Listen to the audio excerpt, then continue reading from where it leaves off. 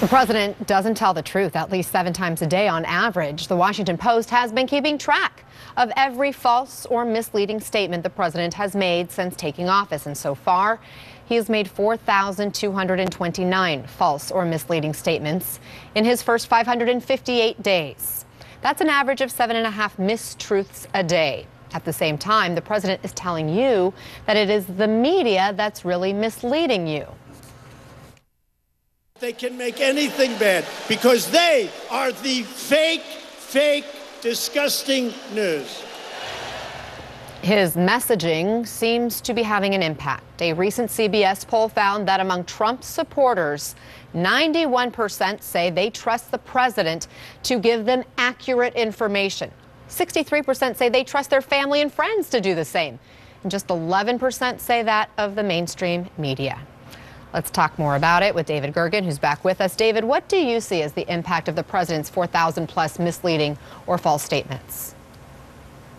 The primary impact has been that he's kept his base solid and that he remains a very viable force in our politics, and he could win re-election. And so he's exploiting it for his own purposes. But Anna, he's damaging the presidency, and he's become a real threat to First Amendment rights. That when he was sworn in as president, he took an oath to promote and defend the Constitution, the constitutional rights of all American citizens. And the First Amendment, that definitely includes journalists. And I must tell you that I think there's a lot of what he says is just obnoxious, that they're horrible people, journalists and that sort of thing. Even his daughter disagrees with him. Ivanka has disagreed with him publicly in the last few days on some elements of that. But what's far worse and far more dangerous is this label he's given the press of enemy of the people, enemy of the people. That phrase, as you know, Anna, has a storied history. It goes all the way back to the French Revolution in the late 18th century, a bloody revolution in which if you were found and declared to be an enemy of the people, you were headed to the guillotine.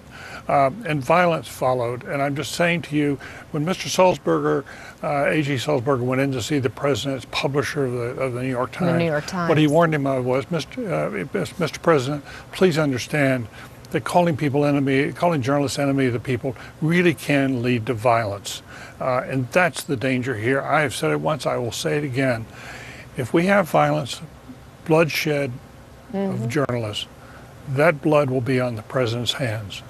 The president would like to argue the exact opposite. Let me read you the tweet he sent out today about the media, David. He writes, "The fake news hates me, saying that they are the enemy of the people only because they know it's true. I'm providing a great service by explaining this to the American people. They purposefully cause great division and distrust. They can also cause war. They are very dangerous and sick." Well, see, that takes it even a step further. The enemy of the people could cause war? What are we talking about here?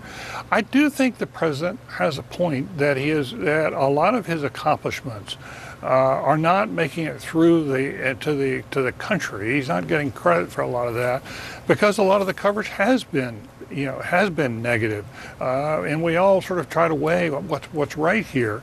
But one of the reasons the coverage has been so negative is because of his antics, because of the lies. And going back to that Washington Post study of his lies and misleading statements over 7.5 a day, the pace of that has doubled in the last few months over what it was last year. So it's gotten worse, and I think that is. It's very, very problematic, and I will tell you that so we can't get through the fog very well. What our best presidents, our most memorable presidents have done is to try to strike up a professional, respectful relationship with the press. You're never going to get all positive press. That's just hopeless. You shouldn't get all positive press. You should be judged fairly. But if you go back and look at the presidents we remember, Teddy Roosevelt and Franklin Roosevelt, Harry Truman and John Kennedy and Ronald Reagan, all of them had very, very positive relationships with the press. And they were respectful, and that is possible to do. Look, I worked for Reagan on the communications side. People said he's never going to get a fair break from the press because the press is too liberal, he's too conservative, they're always going to beat him up. That simply was not the case. Reagan had a very, very good relationship. Sid Blumenthal, a Democrat, wrote a book about the press relationships with Reagan and called it On Bended Knee. He was very angry. Sid was angry that the press wasn't tough enough, but Reagan understood that truth matters. And if you have a truthful, respectful relationship, the presidency will work better, the country works better, and you'll be more successful at governance of this great country. Well, I just don't understand why you can't be convincing of your positions or your viewpoint by using facts to back up those positions. David Gergen, we're out of time. I agree in that. Okay, Anna, great to talk to you. Always good to have you. Thank you so much. Tears and hugs as